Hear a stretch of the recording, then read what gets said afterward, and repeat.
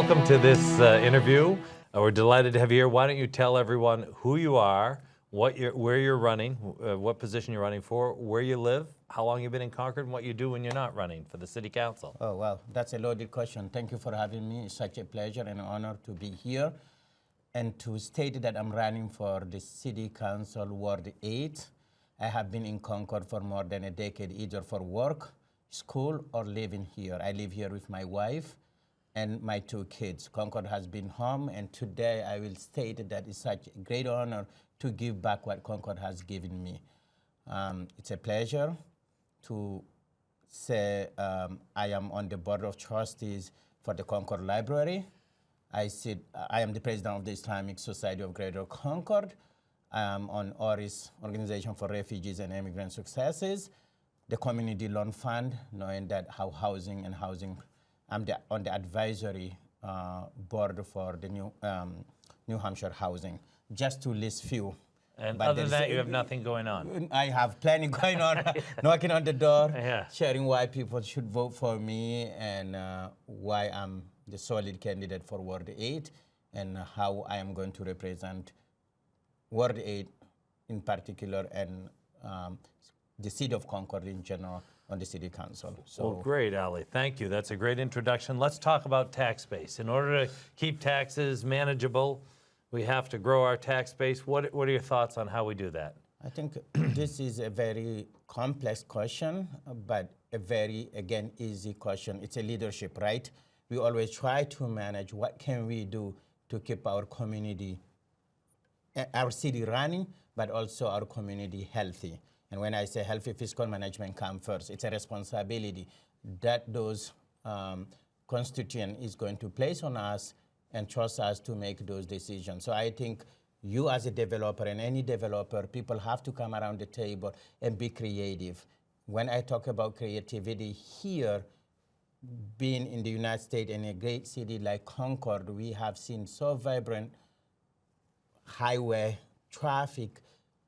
We need just to be creative and now get back to work by creating businesses that can bring more to sustain the operation of this city. So the city government should actively promote business growth by, we used to have an economic development director. They eliminated that position. Is that something you think they should bring back? Of course. We are talking about fiscal management. We are talking about city that has so many nonprofit organizations that rely on taxpayers. So I think that's not even a question. That should come back. And I said it many times, local government is the most important government that we can have as residents, and we should all invest in it, what we got. All right, let's turn to housing. As you know, there's a lot of housing developments going on. A lot of our new Americans, our refugees who come here have a hard time finding housing when they first settle here. And there seems to be a shortage of all types of housing. What should the city be doing to get more housing built? I think the city should first diagnostic the situation that we already know it's an issue, but we have been singing it's an issue, but there's no action taken. As a leader, you should take an action. And taking action is looking at what we have available land and who are the developers that we should invite and follow those policies by implementing it. I myself am a renter, and like you said, many immigrant refugees, and not even immigrant and refugees, right. Many Everyone. professionals want to live here in Concord. We just had a doctor that came to interview with the Concord Laconia Hospital, that is now Concord Hospital, that housing is an issue. It's affecting everybody, and now it's time to be proactive by implementing what is right for the city, not only for part of the city. We have to be inclusive in this decision. So you do see an active city role to try and work with developers to encourage more housing development at all levels? No doubt, hands down. A related issue is homelessness. As you know, all cities in the state are experiencing an increase in homelessness populations. Concord is as well. There are recent articles about neighborhoods that are feeling unsafe and garbage left behind. Excuse me, and people who are in obvious need of services and help, but may be avoiding contact with our social workers and our police department. What would you do, or what do you think the city needs to be doing more of, or are we doing enough to deal with the homeless issue? I think the homeless affect everybody. Our mosque is surrounded by the homelessness, and you just said it, trash all over. Now we have to go to the root cause of what is creating this problem. I think we always say there is a homelessness, but a great nation like the United States, as somebody that immigrated to the United States, to see that happening every day, I think there is a work that needs to be done. And the work is first, diagnostic the situation, looking at, is this for mental health issues that is related to creating those homelessness? Is this lack of job, or just people don't want to work? What's going on? There is a committee that is put in place. I heard they met only twice. How can be given the responsibility this high and just meet twice? So figuring out what causes it, how do we solve it? Once we found the issue, and you just talked about social workers, if it's a mental health issues, we give it to those professionals like NIME and any other social workers or work organization that are here in the city to deal with it, because once people are healthy, they will be productive and they will contribute to the society. If it's another, Like drugs is another issue. if it's a drug issue, we have also clinics that maybe can help them to be still part of the health, right? But I think the time is here now for this election, as you've seen how many people want to give back, but the public service has risen, and all those dedicated leaders want to end this or bring this to a manageable level that the city can continue to strive. Now, some people say, well, if you do a good job and you take care of the people who are homeless here, you'll attract more homeless. Do you think that's the case? And is there a balance that the city needs to strike? Or? I think we will never go away from having a balance. Balance is always healthy. But to say that it will attract more people, I think that's just a stereotyping at my view, because each community has that issue.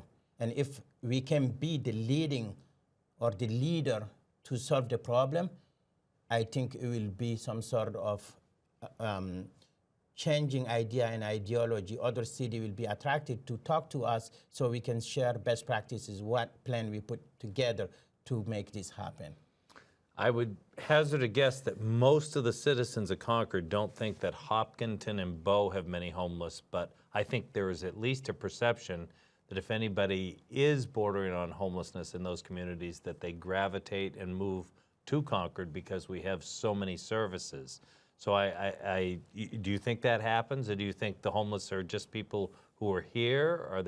Are we having transients coming in? I mean, it's a possibility that it's transient because they create a family, they create a community, right? right. Everywhere they go, I know people that was living in the place I'm living. Not even a month later, they lost it because they are bringing other friends from other community to come live here.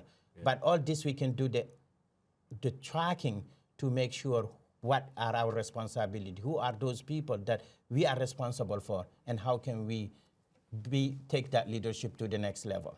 All right. Let's switch to tourism. Do you think Concord has a future as a place that attracts tourists? And do you think that would be good or bad or indifferent for economic development? And if it's good, what would you do to encourage it? If it's not important, then I guess we wouldn't have the city encouraging it. What's your thinking on that? So tourism has been my background. I was in the tourism and a leader in the tourism industry before I immigrated to the United States.